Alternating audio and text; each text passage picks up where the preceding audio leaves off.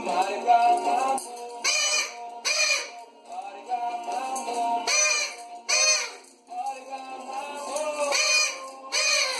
Down in New Orleans.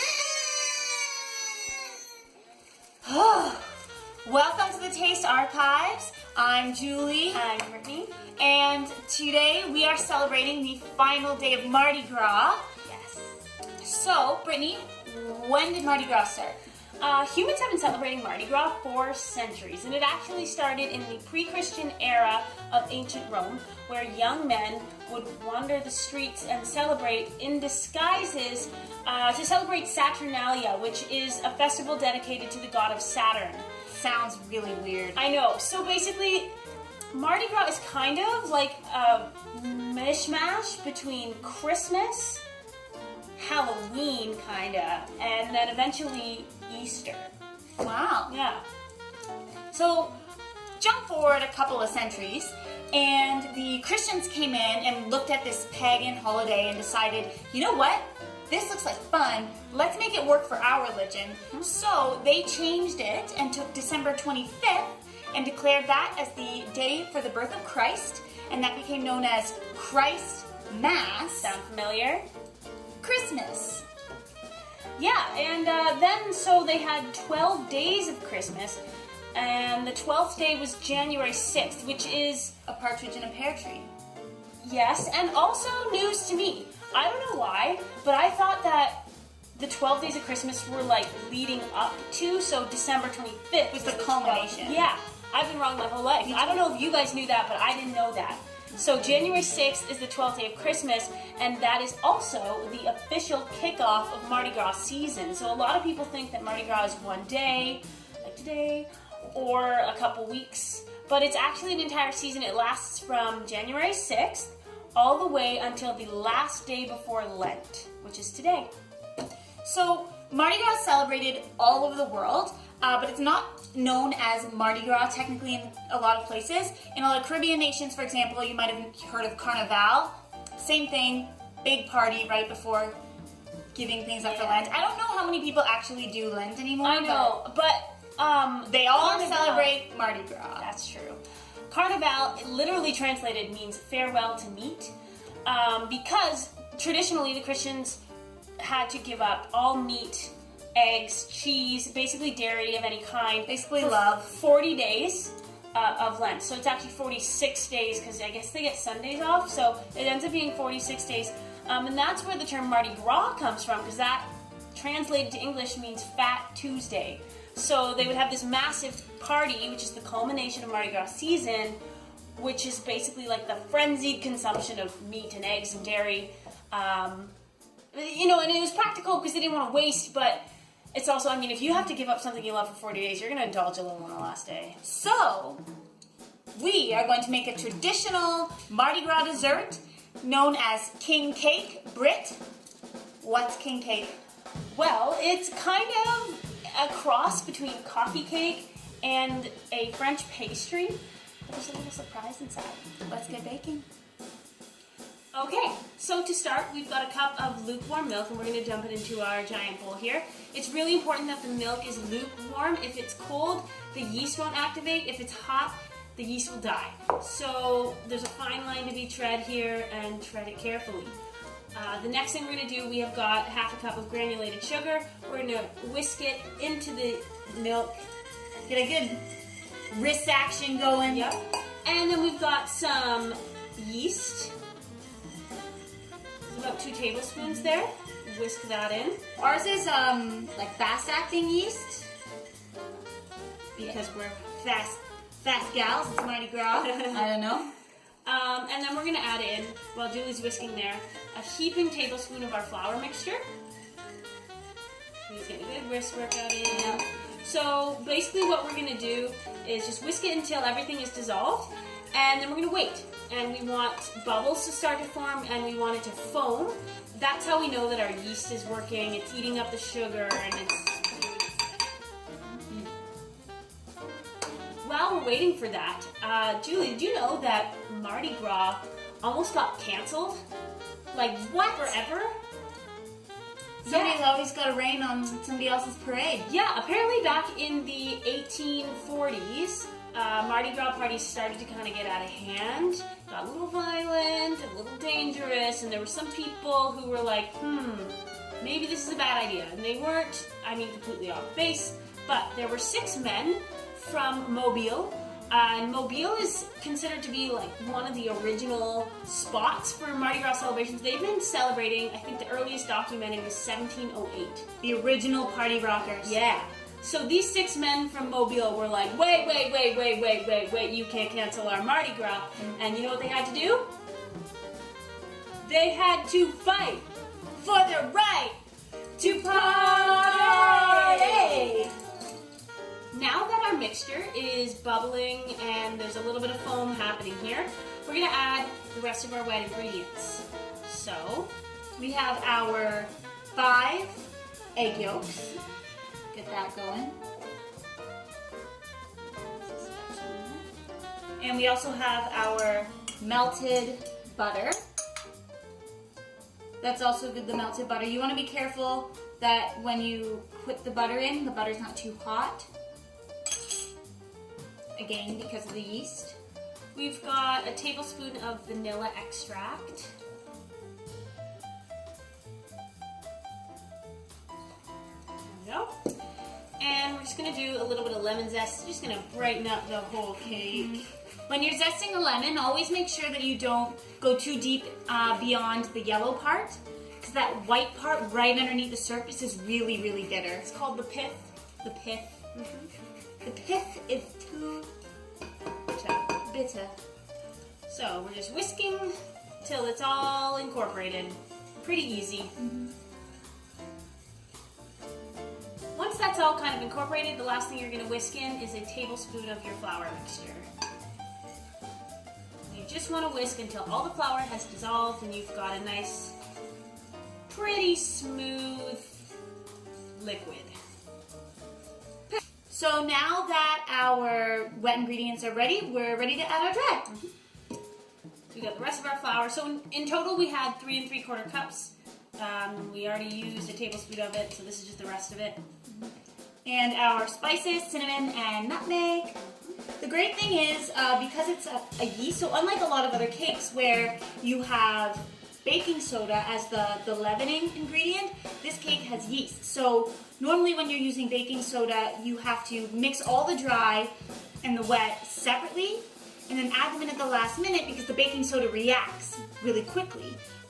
Our yeast is already reacted, it's already reacting, it's going to keep going, but it's not instant like baking powder and baking soda is, so you can just dump the dry right on top. Easy peasy.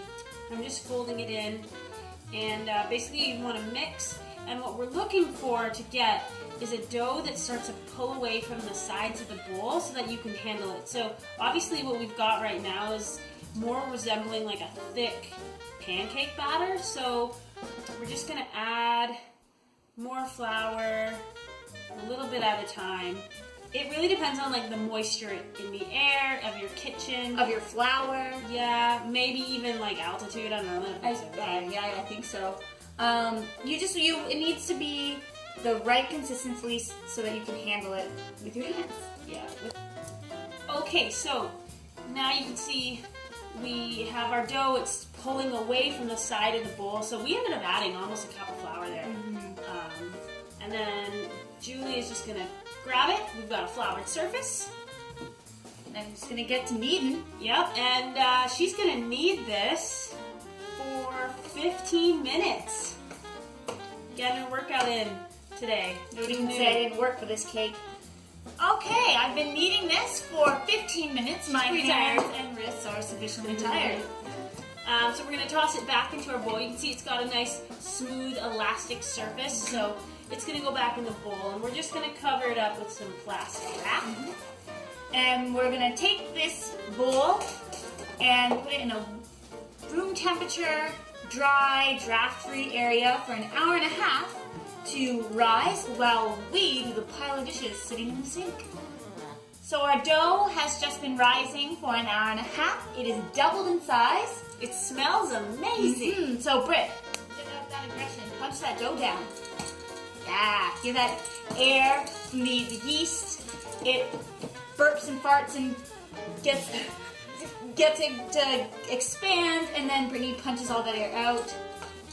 It's looking pretty good. Okay. All right. So we're gonna divide this dough into 3 equal pieces. So we've got this thing here that's gonna It's a help pastry us. That's ish. I'm gonna chop. It's not a great pastry cutter, so it doesn't really cut it, but it gives us something to work off of. You can really smell the cinnamon and nutmeg. Yeah, I know. It smells really yummy. So we're both gonna roll these between our hands into long ropes. Some recipes you see will have you like roll it out with a rolling pin, like Like a pastry, pie. Yeah. This But- one, we're doing this. There are so many different ways to make. It's cake. another one of those recipes that was passed down, generation to generation to generation, and got kind of like the game of telephone, got changed every time. So, But, as long as at the end of the day you end up with cake, then all is well. So, there's one. And then I'm just gonna quickly do the other one. Or you know what? I can do the top, you can do the bottom. teamwork makes the dream work. Now that we have our 3 ropes of dough, we're going to actually braid them.